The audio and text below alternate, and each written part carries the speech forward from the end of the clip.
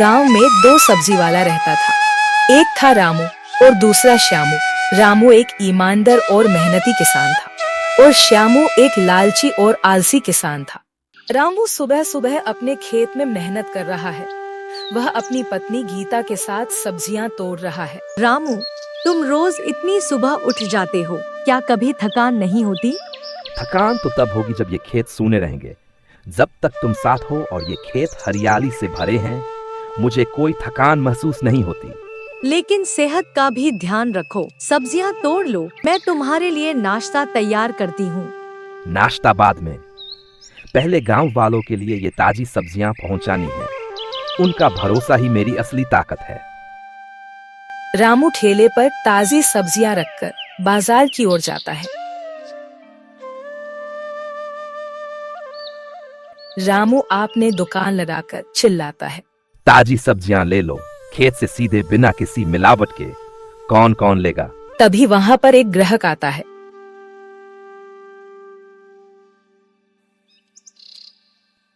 रामू, तुम्हारी सब्जियां इतनी चमकदार क्यों लगती है? इनमें जादू है क्या? रामू ने हंसते हुए कहा, जादू तो नहीं, लेकिन मेहनत जरूर है। और हाँ, आपके प्यार का तड़का भी। रामू भाई, भिंडी कितने की है? भिंडी 20 रुपये किलो, लेकिन ताजी इतनी है कि आज ही सब्जी बनेगी तो पूरा परिवार खुश हो जाएगा। चलो दे दो। रामू की बात पर कभी शक नहीं किया। कुछ देर बाद बच्चे रामू के ठेले के पास आकर खड़े हो जाते हैं। रामू उनकी तरफ ध्यान देता है और उन्हें मुस्कुराते हुए कहता है, अरे गोलू, सोनू, यहाँ क्या कर रहे हो? क्या स्कूल नहीं जाना? गोलू ने कहा, रामू चाचा, आपके ठेले पर हमेशा रंग बिरंगी सब्जियां होती हैं।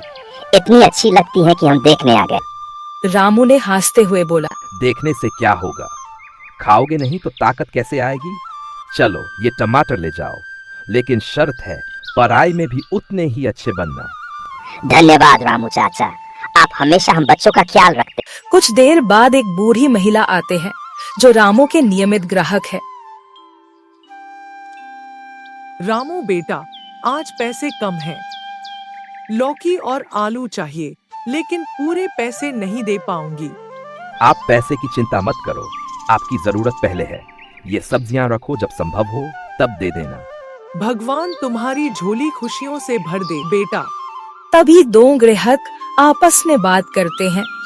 रामू जैसा ईमानदार सब्जी वाला पूरे गांव में नहीं मिलेगा। यही वजह है कि हम यहाँ से सब्जियां लेते हैं। शाम होने पर रामू अपने घर लौट जाते हैं। ऐसा रहा दिन रामू। बहुत अच्छा।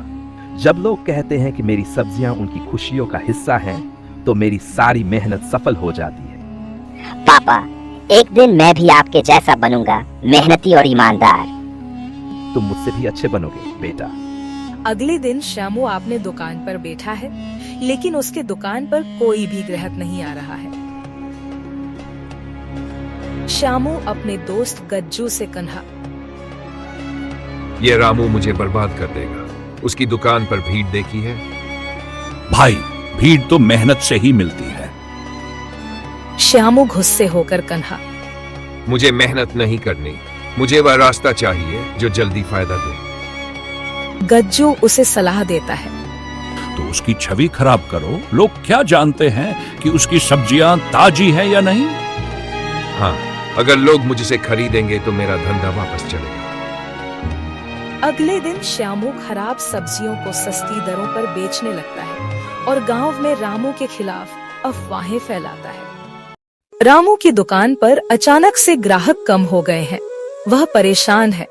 गांव में श्यामू की दुकान पर भीड़ लग रही है। रामू, लोग कह रहे हैं तुम्हारी सब्जियां ताजी नहीं है। ये बात सच है क्या? रामू ने चौंकते हुए बोला, क्या? ये झूठ कौन फैला रहा है? मेरी सब्जियां खेत से सीधे आती हैं, ये आप जानते हैं। लेकिन श्यामू तो सस्ता बेच रहा है। क्या उसकी सब्जियां तुमसे अच्छी हैं? रामू उदास होकर अपने घर लौट जाते हैं। अगले दिन रामू अपने गांव के सरपंच से बात करने जाता है।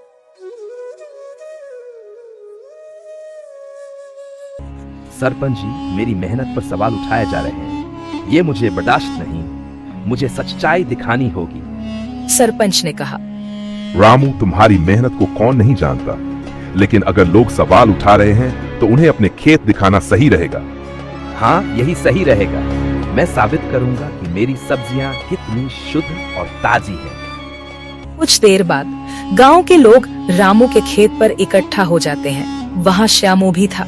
रामू ने जोर से बोला, आइए, देखिए मेरी मेहनत। ये खेत है जहां आपकी सब्जियां उगाई जाती हैं। एक गांव वाला ने आश्चर्य होकर बोला, वाह, ये पौधे कितने हरे भरे हैं। ये सच में बिना किसी मिलावट के उगाए गए हैं। रामू, हमने तुम पर शक किया, पर यहाँ तो सब कुछ साफ है। रामू ने भावुक होकर बोला, आपका शक करना सही था, लेकिन अब आपने खुद देख लिया कि मैं झूठा नहीं हूँ। तभी एक गांव वाला ने श्यामू को गुस्से से बोला, श्यामू, ये सब अफवाहें तुमने फैलाई थी, क्यों किया ऐसा? श्यामू ने डरते हुए बोला, मैं अपनी दुकान बचाने के लिए ऐसा कर बैठा। मुझे माफ कर दो। रामू ने श्यामू को बोला, तुमने मेरे साथ नहीं, पूरे गांव के भरोसे के साथ खिलवाड़ किया है। सरपंच ने श्यामू को बोलता है, श्यामू, अगर अब भी सच्चाई का रास्ता नहीं अपनाओगे तो तुम्हारा भविष्य अंधकार में होगा।